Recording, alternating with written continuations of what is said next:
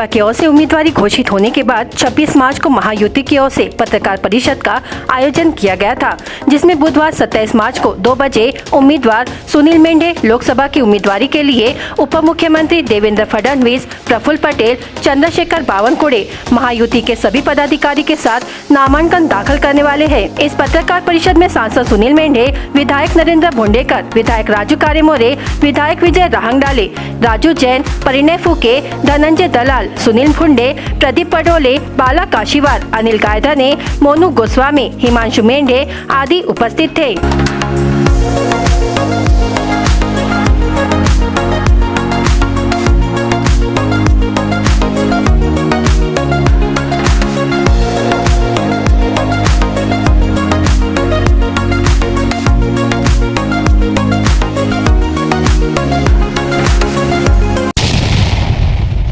काय सांगाल, आज कशाबद्दल पत्रकार परिषद घेतली होती आणि कोणते कोणते मुद्दे आहे आणि किती उठाने तुम्ही? आपल्याला कल्पना असेल, महायुतीचा अधिकृत उमेदवार म्हणून माझ्या नावाची घोषणा परवा झाली आणि म्हणून सर्वप्रथम आमच्या सर्व प्रमुख नेत्यांचे आभार मानण्याच्या दृष्टीने आमच्या देशाचे पंतप्रधान नरेंद्र मोदीजी असोत, आमचे राष्ट्रीय अध्यक्ष जे.पी. नड्डाजी असोत, आमचे नेते अमित शहा असो किंवा आमच्या महाराष्ट्राचे प्रमुख नेते आदरणीय देवेंद्रजी फडणवीस, आदरणीय बावनकुळे साहेब आणि आमच्या राष्ट्रवादीचे राष्ट्रीय नेते आणि आमच्या भागाचे नेते आदरणीय प्रफुल्लजी पटेल, या सर्वांचं मी सर्वप्रथम आभार मानतो आणि मला ही जी दुसऱ्यांदा संधी दिली लोकांच्या सेवेकरता, त्याबद्दल त्यांना आश्वस्त करू इच्छितो की यावेळेससुद्धा परत एकदा ह्या निवडणुकीमध्ये आम्ही मोठ्या फरकाने म्हणजे 3.5 लाखपेक्षा जास्त मतांनी ही निवडणूक जिंकू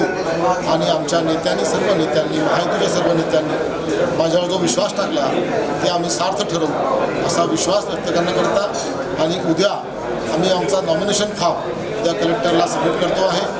सकाळी 11 वाजता आमचे कार्यकर्ते रॅलीने आम्ही निघतो आहे आणि दुपारी 1 ते 2च्या दरम्यान आम्ही हा फॉर्म सबमिट करू आणि या रॅलीकरता आदरणीय देवेंद्र फडणवीस, आदरणीय बावनकुळे साहेब, आदरणीय प्रफुल्लजी पटेल आमचे तिन्ही मोठे नेते, राष्ट्रीय नेते उद्या या कार्यक्रमाला येणार आहेत आणि मी आपल्या वतीने लोकांना आवाहन करू इच्छितो की उद्या आमच्या रॅलीमध्ये मोठ्या संख्येने आपण सहभागी व्हावं सगळ्या लोकांनी आणि येणाऱ्या निवडणुकीमध्ये मला मोठ्या मताधिक्याने विजयी करावं असं आव्हान आपल्या माध्यमातून करतो। धन्यवाद। जय हिंद, जय भारत। सर, जनतापुढे कोणते मुद्दे आम्ही समोर येणार आहोत? निश्चितच आमचा 10 वर्षातला आमचे जे NDAचा आमचा कार्यकाल नरेंद्र मोदीजींनी जो केला, 10 वर्षामध्ये जो संपूर्ण देशाचा सर्वांगीण विकास केला ते आमच्या जमेची बाजू आहे आणि आता आमची महायुती, आमचे संपूर्ण नेते आणि कार्यकर्ते आपल्या एकोप्याने आमच्या सोबत आहेत आणि म्हणून या सगळ्या सोबत घेऊन आम्ही लोकांपुढे जाणार। येणाऱ्या 2047पर्यंत आम्ही आपल्या देशाला संपूर्ण जगामध्ये सर्वोत्तम देश करण्याचं स्वप्न NDAनी आणि विशेषतः मोदी सरकारने आणि मोदीजींनी बघितलं आहे।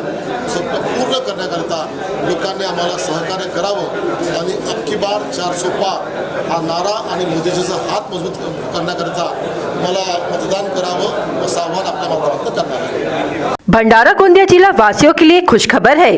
अब आपका मनपसंद channel BS crime media news अब आपके केबल नेटवर्क पर, जी हां, अपने केबल नेटवर्क के एशियन चैनल नंबर 13 पर उपलब्ध है। BS क्राइम मीडिया न्यूज पर खेल, राजनीति, क्राइम, साहित्य व अन्य खबरें प्रकाशित की जाती है। हमारे साथ जुड़ने के लिए तथा हमारे चैनल में खबरें, विज्ञापन आदि के लिए संपर्क करें 8669151757 पर।